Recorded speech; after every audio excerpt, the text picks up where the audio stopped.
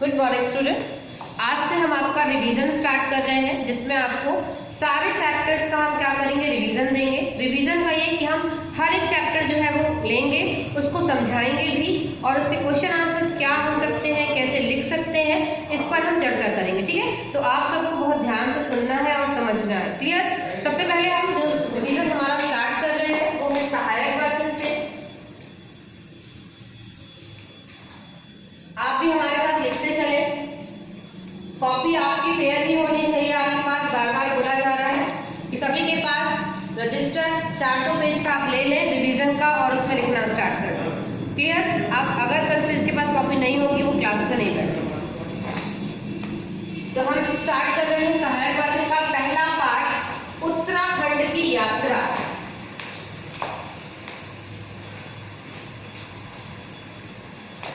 उत्तराखंड की यात्रा।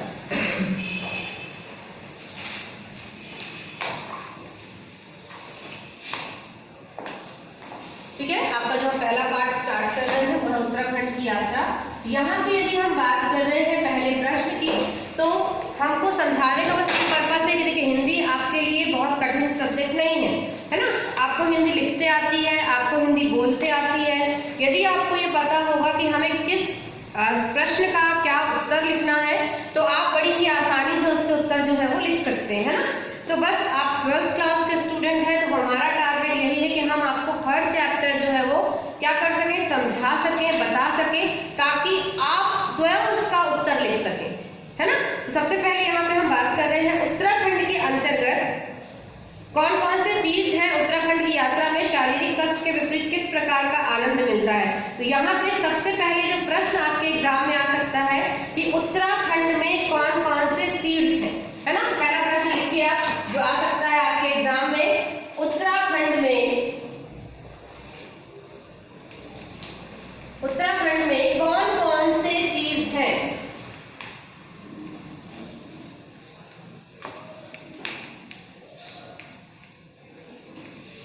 उत्तराखंड में कौन कौन से तीर्थ हैं, ये आपका प्रश्न है।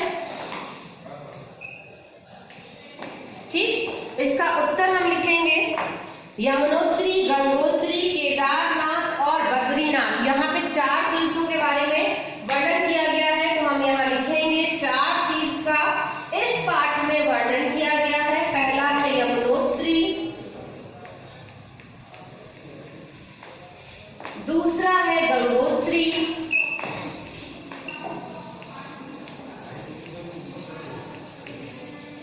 तीसरा है केदारनाथ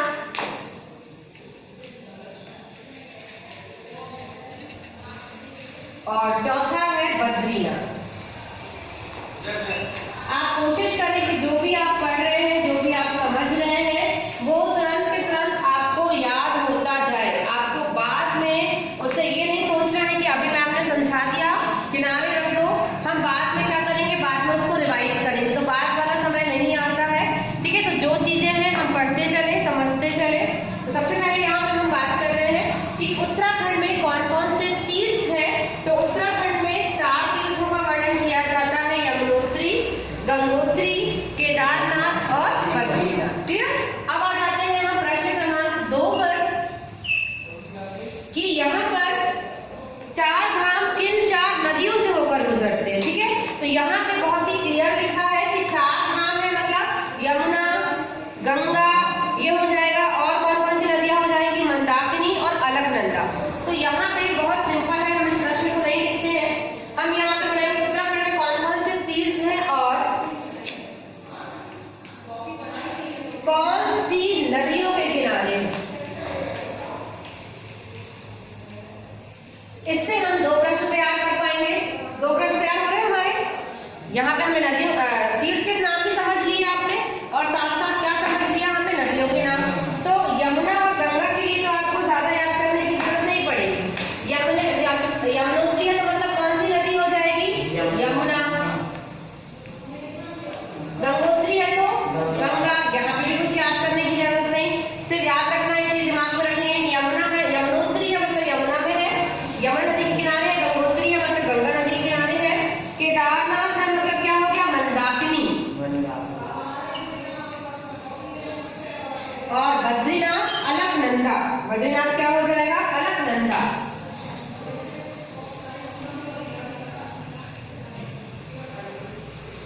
क्लियर हो गया? तो यहाँ पे हमने एक ही साथ आप देख रहे हैं 2 प्रश्नों के उत्तर जो है वो कर लिए कि पहला नंबर यहाँ पे यमुना, गंगा, मंदाकिनी, अलकनंदा, इजीली बन गया आपको।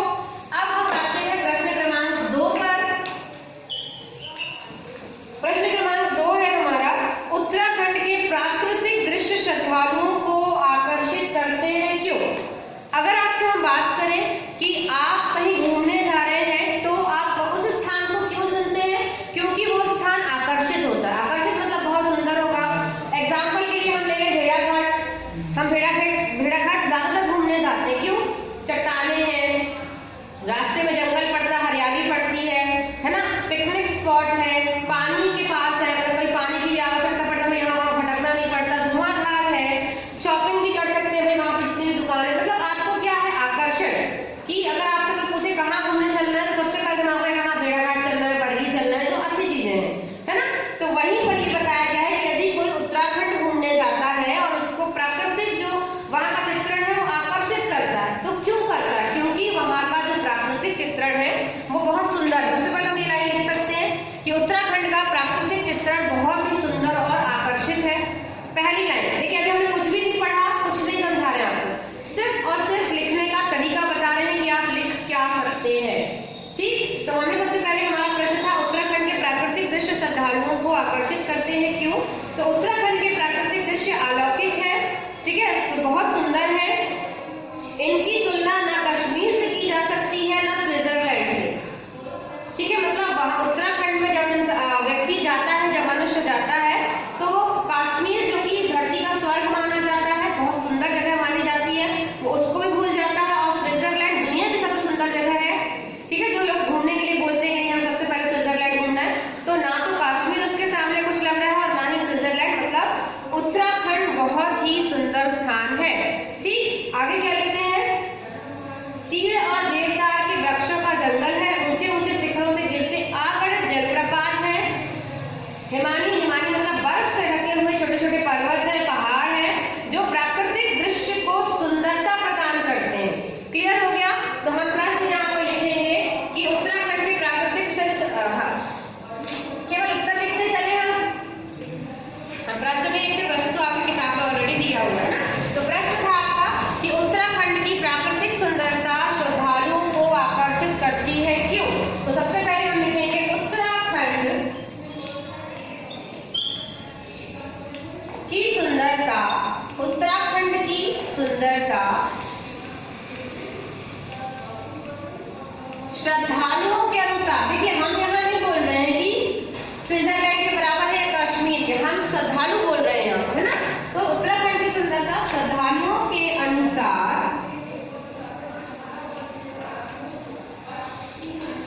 कश्मीर और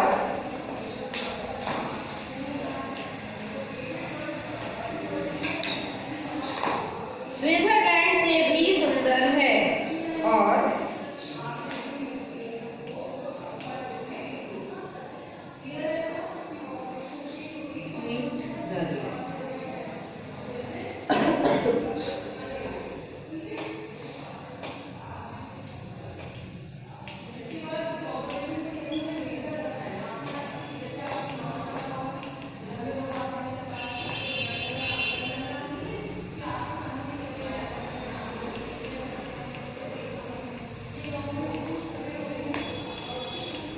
यहाँ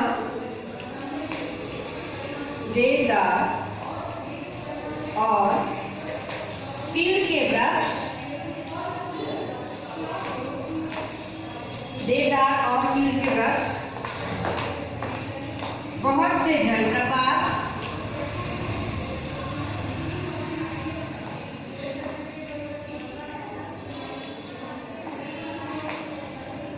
लोगों को आकर्षित करते हैं।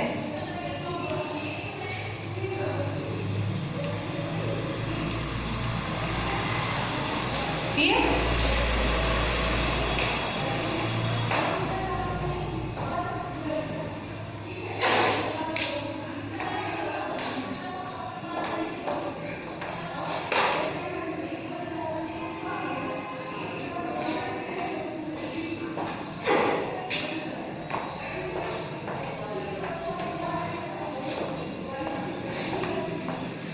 आगे बढ़ते हैं। अगला जो प्रश्न दिया गया है ज्योतिर्मठ के विषय में।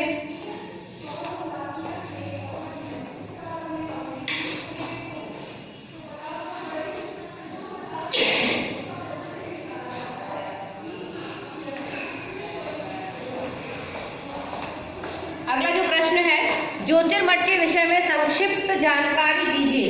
अब आपको बताना है कि ज्योतिर्मठ क्या है ना, किसे कहते हैं वहां पर और क्या उसका महत्व है। तो उत्तराखंड में शंकराचार्य की तपोभूमि स्थित है,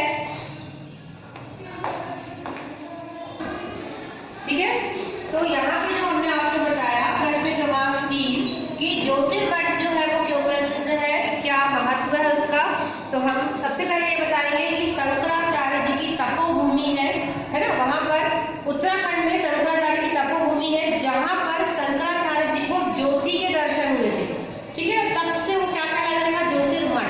तो इसका उत्तर हम लिखेंगे उत्तराखंड में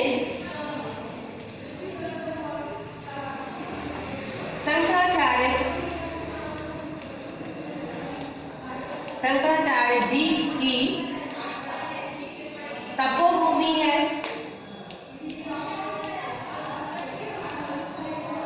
तपोभूमि है। यहाँ इन्हें ज्योति के दर्शन, ज्योति मतलब ना दिए की ज्योति होती, ज्योति के दर्शन प्राप्त हुए थे। यहाँ इन्हें ज्योति के दर्शन प्राप्त हुए थे।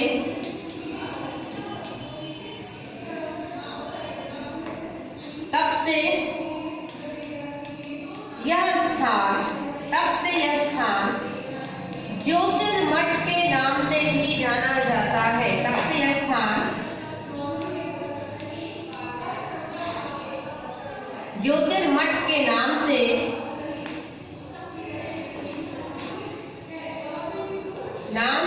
जाना जाता है।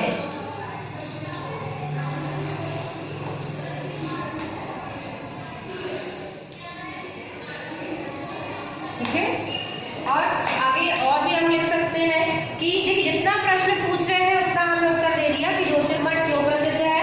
तो हमने बता दिया कि शंकराचार्य की तपोभूमि है उत्तराखंड और वहां पर शंकराचार्य जी को ज्योति के दर्शन हुए थे, जिस वक्त से यहाँ पर जो है वो ज्योतिर्मठ के नाम से भी प्रसिद्ध हो गया। अगर और पूछते हैं कि और क्या महत्व है और क्यों प्रसिद्ध है, तो यहाँ पे हम बता सकते हैं कि ज्योतिर्मठ में सेब, नाशपाती, अखरोट के बगीचे हैं। सेब, नाशपाती और अखरोट के बगीचे। अगर हमको और पूछा जाता है तो, पर जितना प्रश्न हमसे पूछा गया हमने उतना प्रश्न बता दिया। अगले प्रश्न पर आते हैं।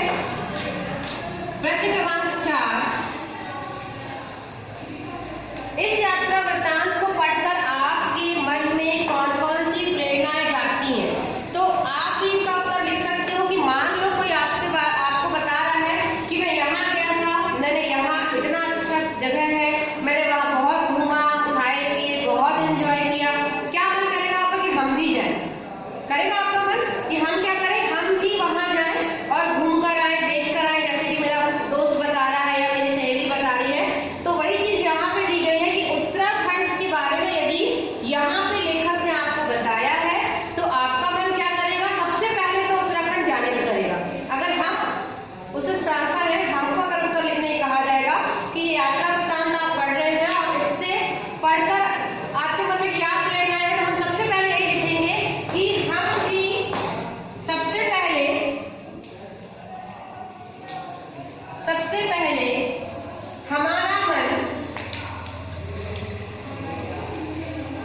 हमारा मन कहाँ जाने को करेगा, उत्तराखंड जाने को।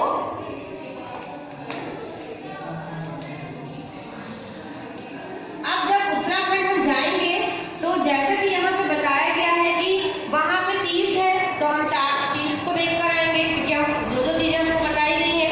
मान लो कोई व्यक्ति जबलपुर आता है, एक एग्जाम्पल के लिए हम आपको बता रहे हैं, तो उसको पता है कि यहाँ ग्वारी घाट है, भेड़ा घाट है, बरगी डैम है ना, पंचवटी है, डुमना है, मतलब बहुत सारी चीजें हैं। तो वो क्या करेगा, अगर जबलपुर वो आता है कोई व्यक्ति अननोन घूमने के पर्पज से, तो वो क्या करेगा, वो सारी चीजें घूमने का प्रयास करेगा। जैसे कि यहाँ उत्तराखंड है, तो उत्तराखंड में सबसे पहले हम क्या देखेंगे, 4 धाम देखेंगे, 4 नदियां देखेंगे, भाई कहाँ कहाँ पे नदियां हैं, कहाँ कहाँ पे धाम है। फिर हम कहाँ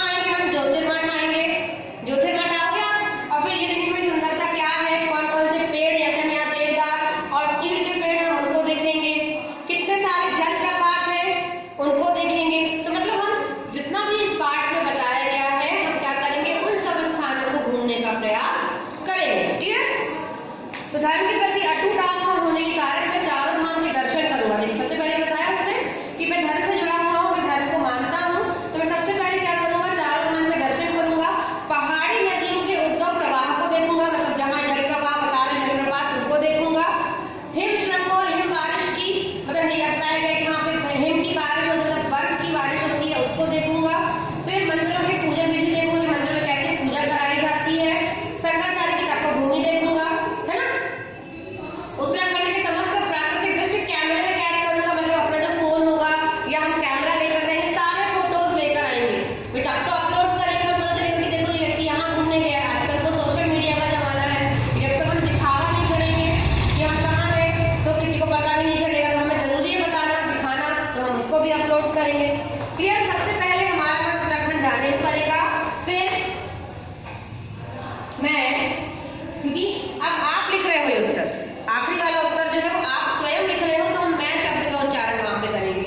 फिर मैं चारों धाम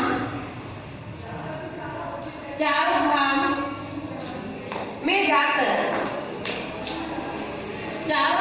जाकर पूजन अर्चन करूंगा,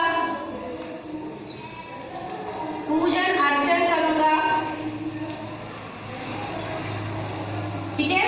फिर क्या करूंगा, शंकराचार्य का मठ देखूंगा, शंकराचार्य की तपोभूमि देखूंगा,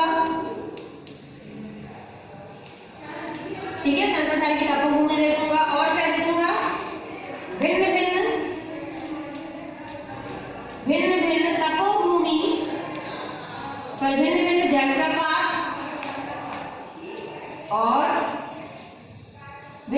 जलप्रपात और प्राकृतिक चित्रण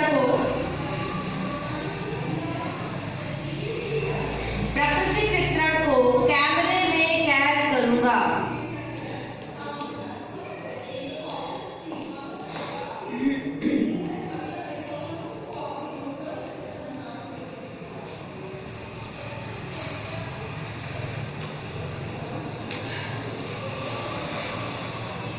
क्लियर हो गया। तो आज आपने सहायक वचन का उत्तराखंड की यात्रा, जो कि इसका पार्ट 1 है, ये पूरा आपने क्या किया है, रिवीजन किया है, ठीक है। ये हम पहले भी पढ़ चुके हैं, इसके बारे में पहले भी समझ चुके हैं, ठीक है। लेकिन हम क्या कर रहे हैं, हम ये पूरा जो अब हम स्टार्ट कर रहे हैं पूरे पाठों का रिवीजन, 1 by 1 हम इसको हर एक पार्ट को पढ़ेंगे, समझेंगे और इसके इंपॉर्टेंट क्वेश्चन जो लगते हैं कि किस तरह से क्वेश्चन आ सकते हैं और किस तरह से हम इसके उत्तर लिख सकते हैं, अब हम यही प्रयास करेंगे। इसे आप नोट कीजिए।